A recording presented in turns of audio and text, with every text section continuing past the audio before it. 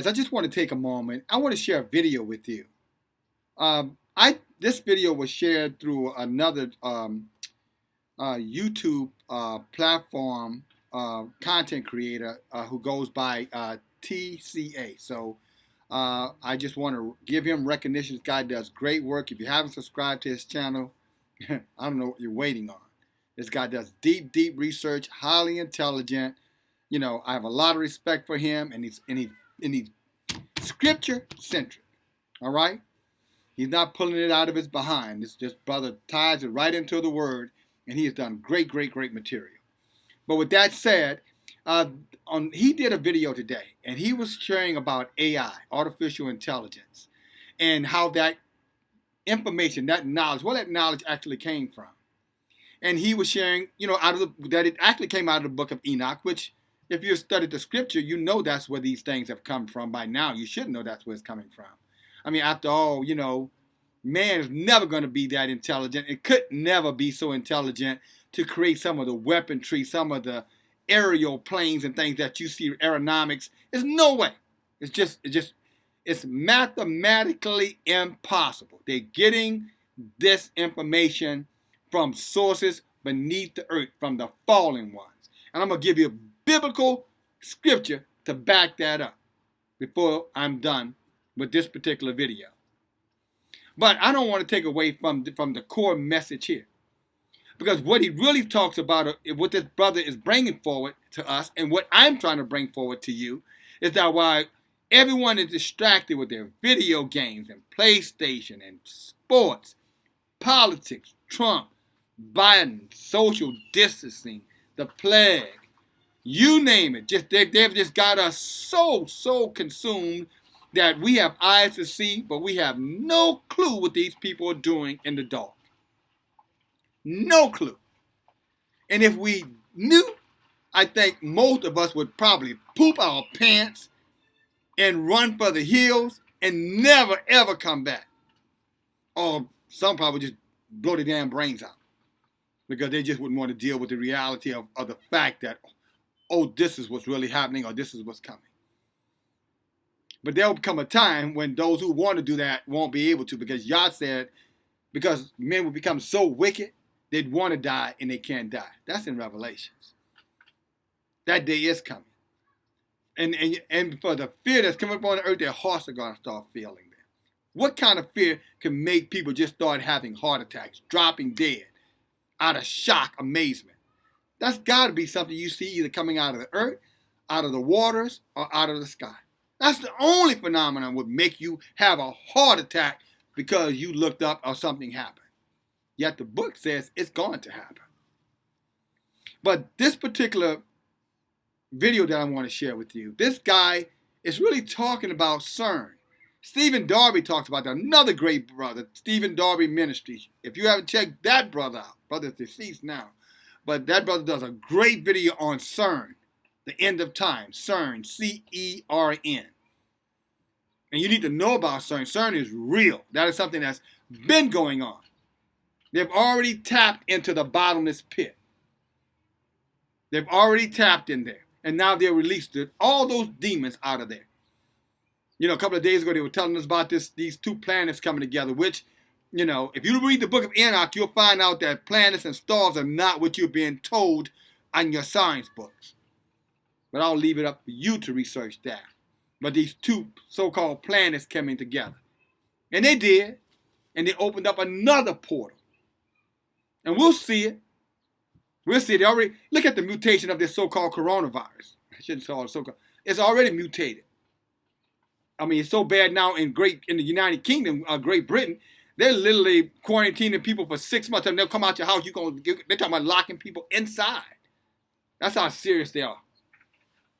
All of a sudden, all these things, 2020, just one thing after one thing after one thing. And yet, many of you out there still think this is just coincidental. So two incidents coming together at the same time is coincidence. Incidents coexisting. But there aren't any coincidence. Everything is predestined. Read your book. Just like the end is predestined. Now it's the end. And it was spoken about and still being spoken about. But I'm going to share you something where this stuff come from out of the book. I'm going to let this guy share something with you before I do that, okay? Without further ado, this video is about maybe 7 minutes long, okay? So you don't want it. Look, if you come this far, you don't want to go anywhere right now. You want to hear this. Trust me on this. Forgive my lighting is changing because it's the sun is starting to set here where I am, and I like being outside getting that vitamin D. You know how people need that vitamin D. And, I want to be in much sunlight as I could possibly be, and you should be getting some too. Okay, but anyway, it'll get a little darker, but don't worry about me. I'm not the purpose of this video, the face. The purpose of the video is the message. And then I'm going to give you the scripture right after that, okay? Here we go, guys. About 7 minutes. Build what are still the world's only quantum computers that you can buy. And the company D-Wave has been doing this. Thanks. I didn't really have much to do with it, but so this is one of them. This is one of the processors. And a lot of interesting things happened to me over the years there. I got sent pajamas, a whole bunch of stuff. There's lots of interesting things that happen when you build something like a quantum computer. But just as an aside, because I thought it was funny, one of the interesting things that's happened from the D-Wave story is there's this gigantic conspiracy that's arisen on the internet that goes like this. So D-Wave builds quantum computers. The way that they work, if you know how this works, is one of the interpretations is that you tap into these parallel universes and they do computations. Sounds really weird. But what's happened is this idea has been hijacked to describe something called the Mandela Effect, which is this thing where the past changes. So think about something you know to be true from the past. And then imagine you went out on the internet and you can't find it at all. It's not there. It doesn't matter. By the way, that's exactly what they intend to do with the scripture, guys. Trying to tell you it never happened, trying to discredit the Bible, trying to discredit Yah, just so you know. Just keep that in mind. I did that for about 15 years. It was a lot of fun. A big science project that we turned into a commercial entity. That was a warm-up for Kindred. So Kindred is much, much, much more ambitious than D-Wave. And what Kindred is trying to do is build real AI. So what you've heard about AI is not what we mean by AI. What we mean by AI is a software system that can do literally anything that a human can do. Literally anything. And obviously, computers are better at things than people in lots of different ways. So now imagine not only can they do everything that a human can do, but they can do everything that the best human at any task could do better than them. So imagine there was the mental Olympics of the 100-meter dash, and or have already built. Let me correct myself. Person. Now imagine that's some kind of a mental thing, like writing a novel or writing whatever. Imagine now that the thing is so much faster than Usain Bolt. Like, for example, it's a spaceship. Yeah, it's still doing the same thing, but it's doing it so much better because we're limited, because we're people.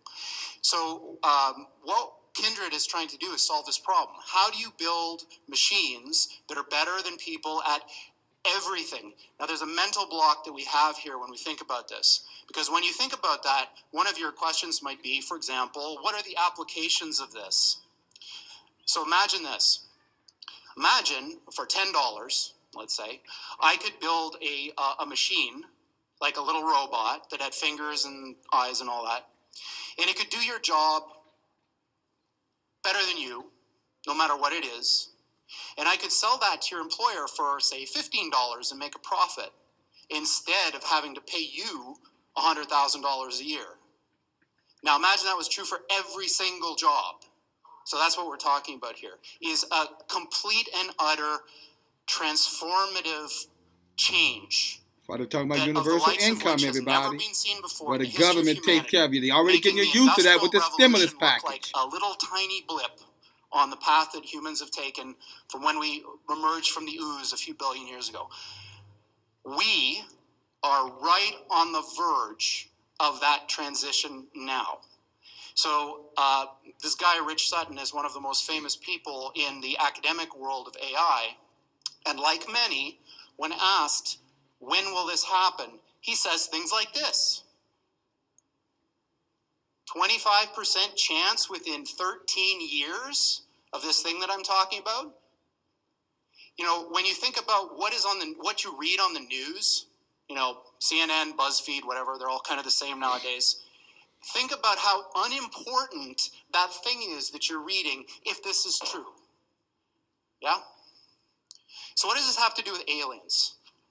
So Sam Harris, who I quite admire, is a very interesting guy, was reciting this parable at a TED Talk that he was giving, and it goes something like this.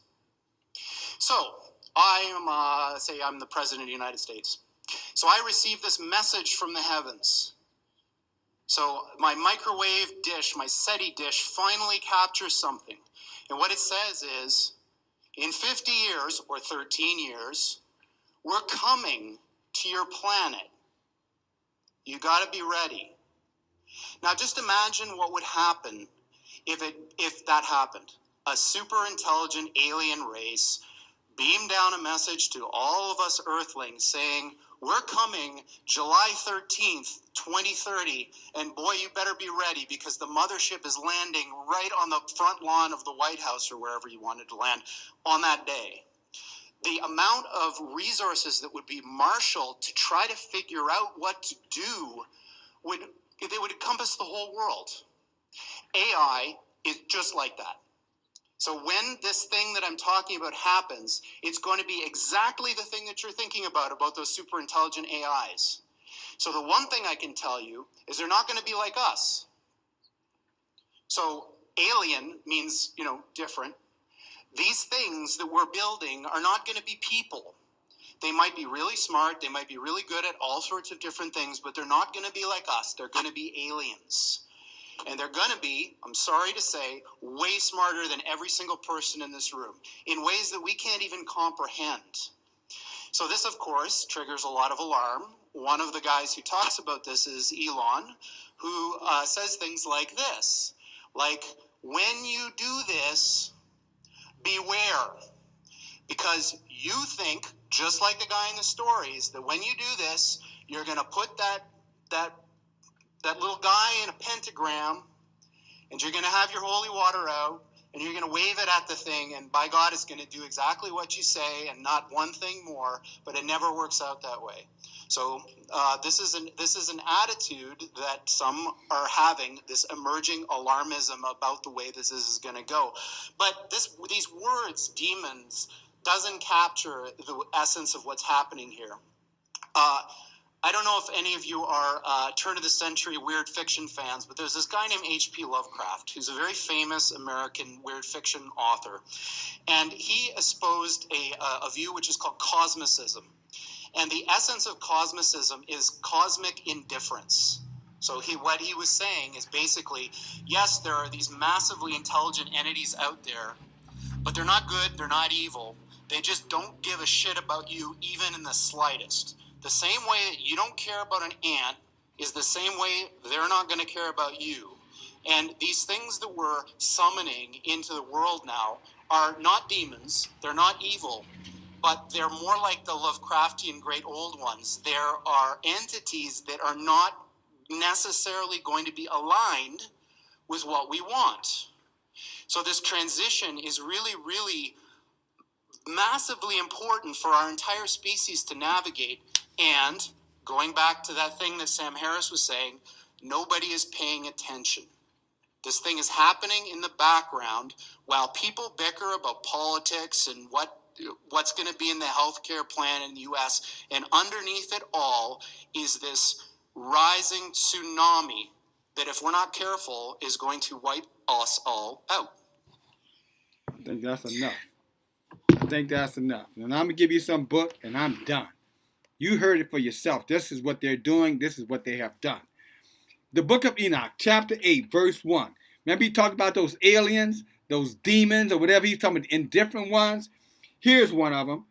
Azrael taught men to make swords and knives and shields and breastplates and the fabrication of mirrors to take all these selfies, and now how social media is so popular when everybody's doing their thing. This is where this is coming from, that demon. The fabrication of mirrors, the workmanship of bracelets and ornaments, and the use of paint, the beautifying of the eyebrows, of stones and every valuable and select kind, and all sorts of dyes, so that the world became altered, impiety increased, fornication multiplied, and they transgressed and corrupted all their ways and went against Yah.